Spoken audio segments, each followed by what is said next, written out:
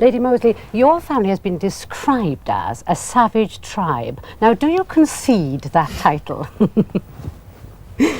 We may have seemed a savage tribe to outsiders, I suppose.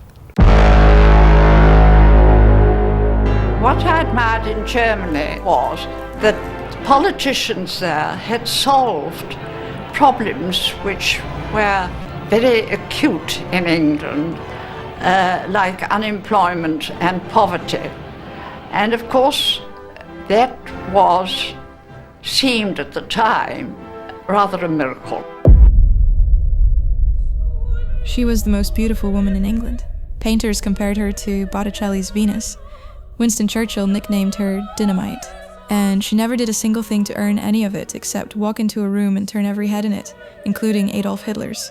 Lady Diana Mosley, born Diana Mitford, was the society girl who married into the Guinness fortune at 18, threw it all away for a married fascist politician who wouldn't even commit to her, got secretly married in Joseph Goebbels' living room with the Führer as a wedding guest, spent 3.5 years in a British prison for being, according to MI5, far cleverer and more dangerous than her husband, and then lived out the rest of her 93 years in a Palladian temple outside Paris, refusing to apologize for any of it. Not once, not ever. If you only have 30 seconds, here's the bottom line of this video. Diana Mosley's secret wasn't skincare. Well, obviously not. It wasn't any regimen either. It was bone structure so perfect it still worked at 90, a gaze so steady it could hold a room full of people who despised everything she stood for, and the absolute refusal to experience guilt. She understood something most of us never learn, that beauty without conviction is decoration, and conviction without beauty is a paper pamphlet. She fused the two into something nobody could look away from, not even the people who wanted to. But if you'd like a bit more of an explanation, follow me. Welcome. I'm Kira, and this is your beauty blueprint. I've spent a whole week researching, watching, and editing all things Diana Mosley to bring you her very essence and share the best of my findings. And let me tell you, this one goes places. This woman's life is so operatic, so morally disorienting, so full of silk and shrapnel, that I had to keep pausing to make sure I wasn't reading the yellow pages. So, what are the ingredients to that unmistakable Diana Mosley persona? We're talking about a woman who was photographed by Cecil Beaton, painted by Augustus John, stalked by half the aristocracy before she even turned 20, and described by one dazzled friend as having beauty that ran through the room like a peal of bells. But she never wore much makeup. She didn't need to. Her weapon was something deeper, a kind of aristocratic composure, and her opinions? Absolutely monstrous. Which is precisely what makes her so psychologically fascinating as a study. And stick around, because by the end of this video I'll serve as a quick breakdown of what we can actually learn, very, very practically speaking, from Diana Mosley's style universe. Minus, obviously, the fascism. Oh, and before we dive in, I designed a special Diana-inspired t-shirt just for this video's launch. It's gorgeous. Ironic as it is. Now then, settle in, pour yourself a glass of port. That's what Diana survived on in prison, ordered through her Harrods account, because of course she did. And let's start with who this woman actually was. Here's a little backstory. Diana Freeman Mitford was born on June 17, 1910 in Belgravia, London, the fourth child and third daughter of David Freeman Mitford, 2nd Baron Redesdale, and Sidney Bowles. She grew up in a series of drafty, magnificent country houses in the Cotswolds, Batsford Park, Asthall Manor, Swinbrook House, surrounded by her 5 sisters and a brother, all of them wild, all of them funny, none of them properly educated by any conventional standard.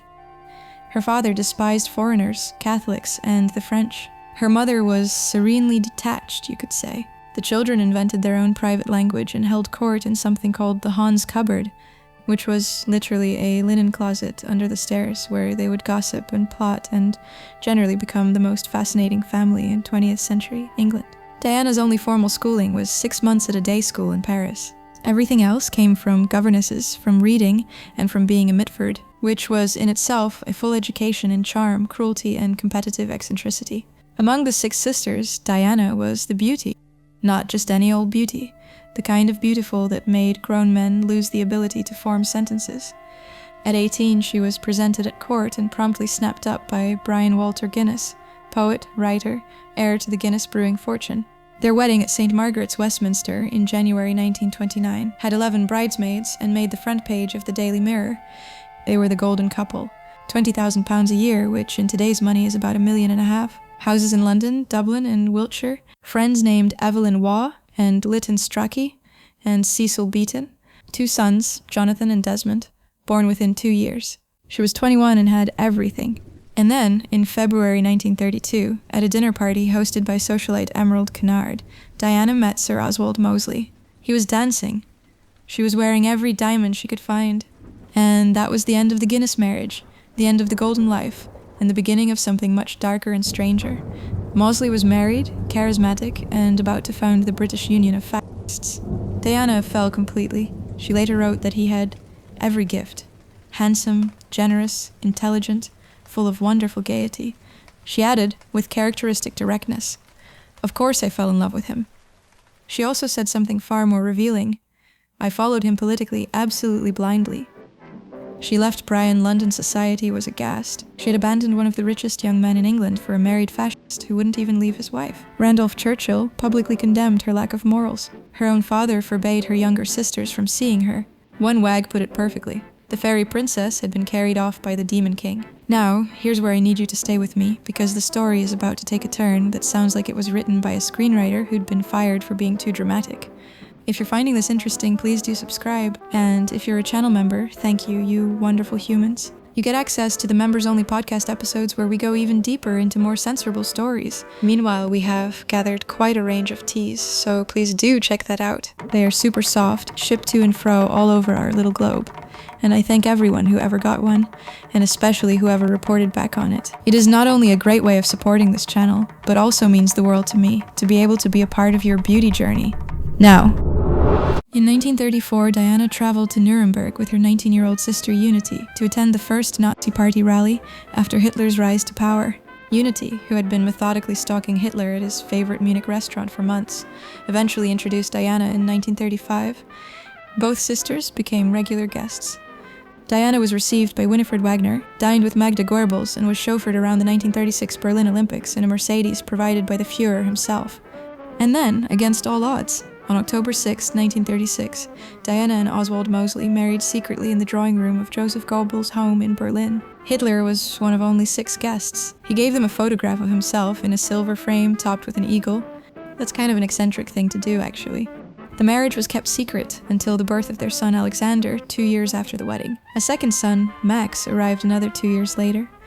Diana remembered Hitler with a warmth that makes her skin prickle. She described his fine brown hair and elegant hands. In a televised interview, she said, "He was a fascinating man. You don't get from being an out-of-work painter to dictator of a powerful country unless you have something very special within you." She called him completely different from anyone we had ever met before. She was not performing admiration. She meant it. 11 weeks after baby Max was born, she was still breastfeeding. Diana was arrested under Defense Regulation 18B and taken to Holloway Prison. It was June 1940.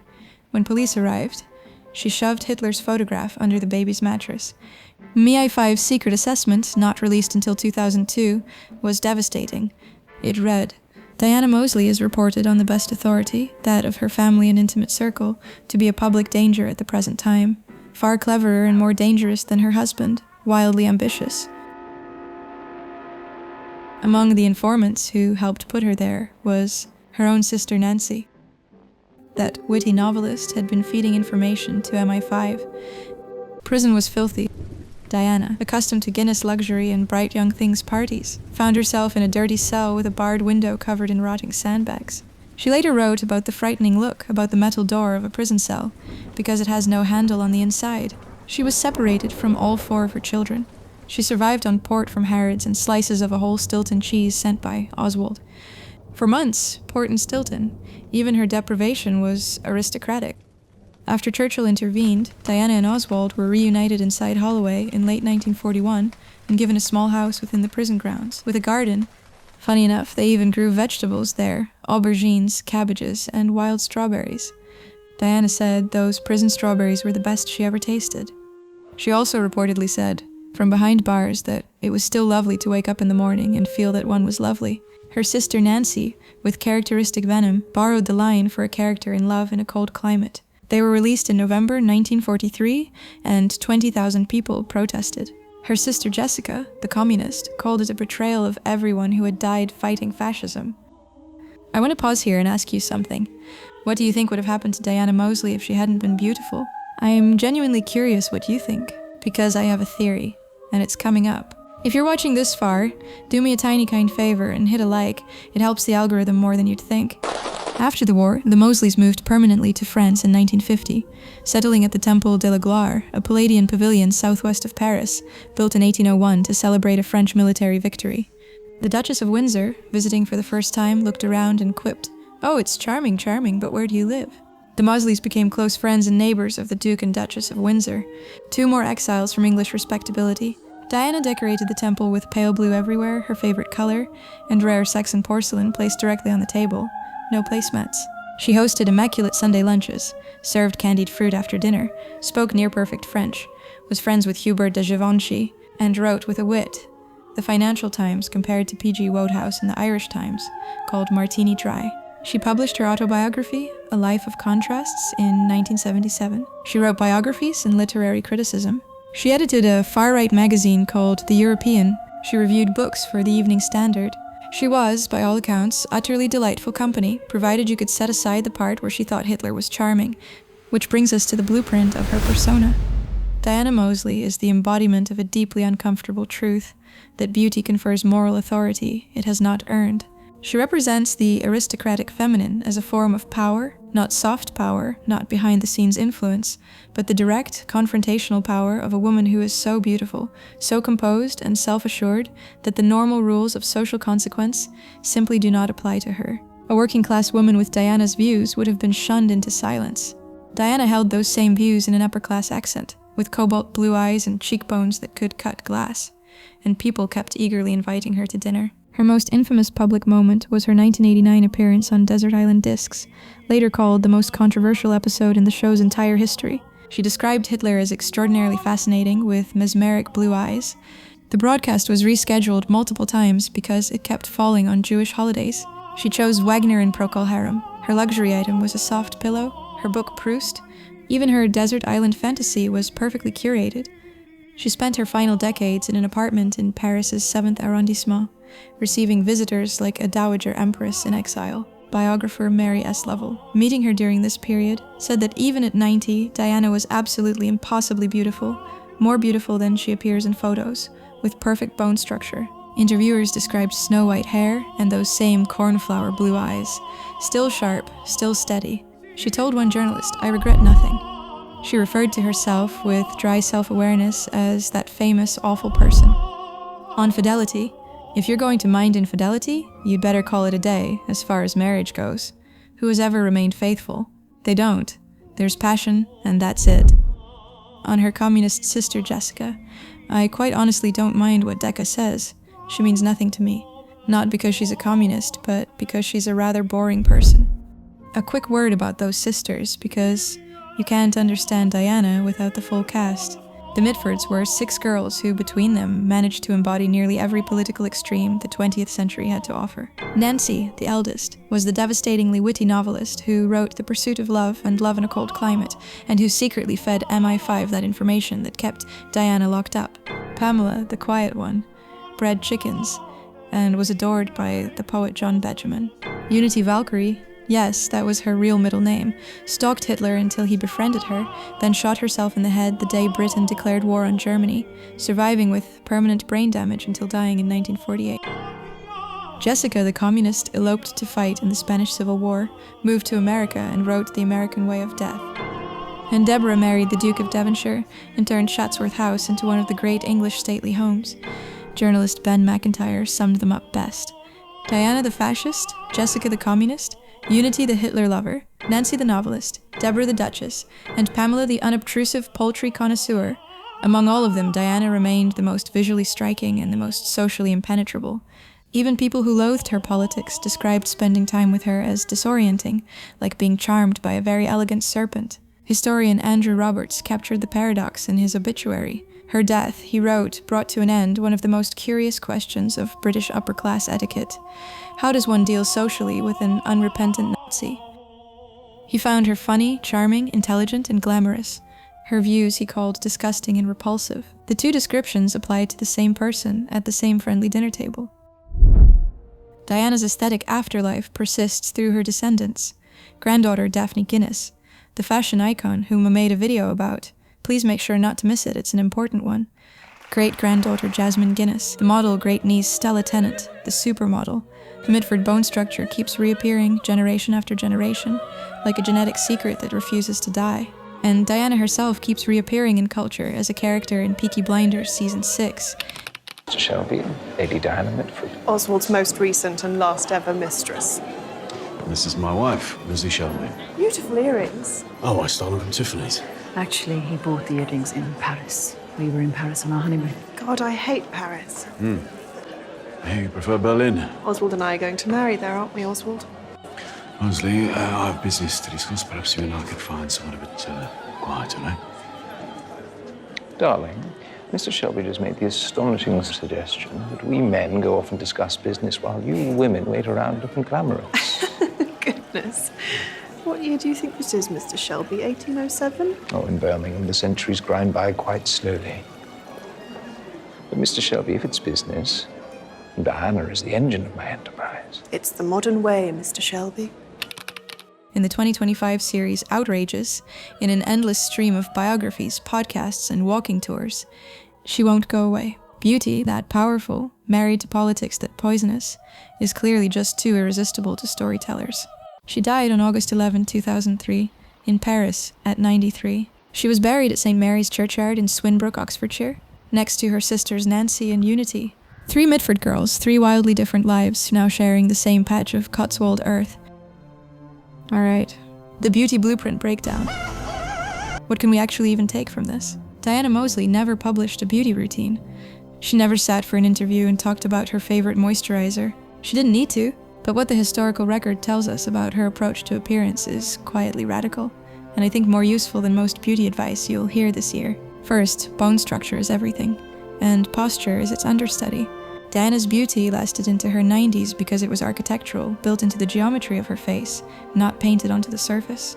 Her biographer noted she was not at all vain, which is another way of saying she didn't fuss. You can't buy her cheekbones, obviously, but you can learn from the principle, invest in what endures. Good skin, strong, well-shaped brows, clean lines. For us, practically, that translates to less products, more sleep on your back, less contouring, more sunscreen, more water, yoga, Pilates, long walks, if you like. The boring stuff. The stuff that actually works over decades instead of online. Second, composure is a beauty product, and it's free. Diana's effect on people wasn't just visual, it was behavioral. She moved slowly, she spoke precisely. She was well-read and well-spoken. She held eye contact like she was doing you a favor by looking at you. Stillness read as confidence, and confidence read as beauty. This is something you can actually practice. Slow down your movements. When someone speaks to you, really look at them instead of glancing at your phone. Stand perfectly still instead of shifting your weight. Presence. The quality of seeming fully arrived in a room is the most underrated beauty hack in existence, and Diana Mosley had it in spades. Third, have a signature and commit to it like a marriage vow. Diana's was pale blue in her walls, her fabrics, her eyes, her entire domestic universe at the Temple de la Gloire. She used rare Saxon porcelain china placed directly on bare wood tables. Naturally, she didn't chase trends. She built an aesthetic world and lived inside it for 50 years. Find your version of pale blue, one color, one silhouette, one recurring motif that is unmistakably yours. Something you truly love. Repetition becomes recognition. Recognition becomes style. Style done long enough becomes a kind of legend. And fourth, and this is the dark, complicated one, Diana understood beauty. Beauty makes an argument whether you intend it to or not. Her beauty argued wordlessly that she was worth listening to, worth forgiving, worth inviting back. She used that argument to lend credibility to monstrous politics. We don't have to use ours that way. But we should understand the mechanism, how you present yourself, the care you take, the consistency of your aesthetic presentation, the steadiness of your gaze, is, whether you like it or not, an argument about who you are and what you believe. Make sure it's an argument you actually want to make. Diana Mosley is not a role model. She's a case study in the psychology of beauty, of conviction, of what happens when a woman decides she will never, ever apologize. She shows us that elegance and moral catastrophe can coexist in the same person, that bone structure does not confer goodness, and that the most dangerous thing about beauty is how much we want to forgive it. But here's what I keep coming back to. Long after closing the biographies, she also shows us that a fully realized persona, a woman who knows exactly who she is, even when who she is appalls, commands a kind of attention that outlasts everything: controversy, prison, exile, old age. She walked through all of it with the same posture. There's something in that worth studying, even as we must reject what she stood for. Her life, as her biographer Anne de Courcy wrote, dazzled, outraged, horrified, charmed, shocked, beguiled, and appalled, often all at once. That's the blueprint. Use it wisely. I've queued up the next chapter for you here. I'll see you soon. Love, Kira. Now go create your own blueprint.